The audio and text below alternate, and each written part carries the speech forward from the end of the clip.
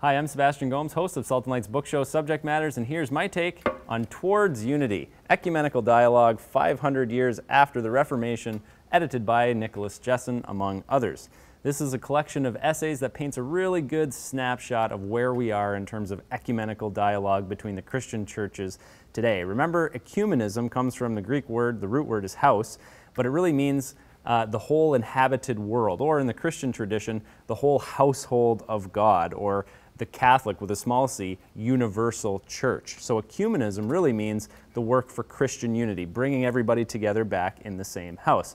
Now, the context for the publication of this book is the 500th anniversary of the Reformation, which, as you'll remember, split Western Christendom into many different churches: Catholics, Lutherans, Anglicans, the Reformed churches, the Baptists, you name it. Now, real constructive dialogue between these churches has only been going on for the past 40, 50 years, so relatively recent.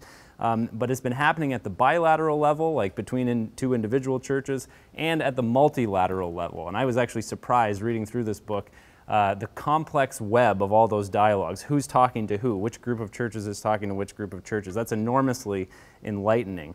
The other great thing about this book is that the people who have contributed these essays are all personally involved in ecumenical dialogue. So they're not speculating or generalizing about theories. They're actually involved personally in the discussions, and that makes it for a kind of rich insider's take.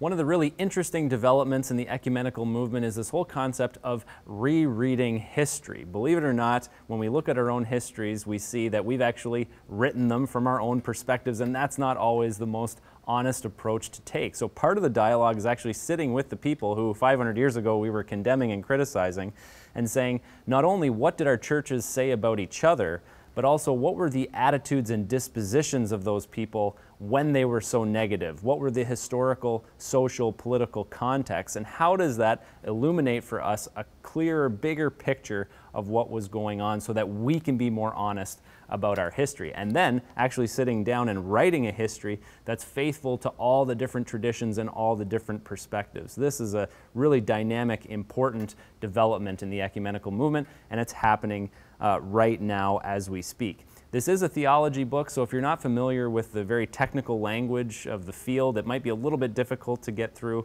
but it's an enormously hopeful, helpful, and honest reading of ecumenism today. And we know that really, if the movement's going to take off, it has to seep through to the grassroots level. Catholics have to pick it up at the parish level and run with it with the churches that are in their towns, in their cities, and this would be a great place to start. So enjoy reading Towards Unity, Ecumenical Dialogue 500 Years After the Reformation, edited by Nicholas Jessen.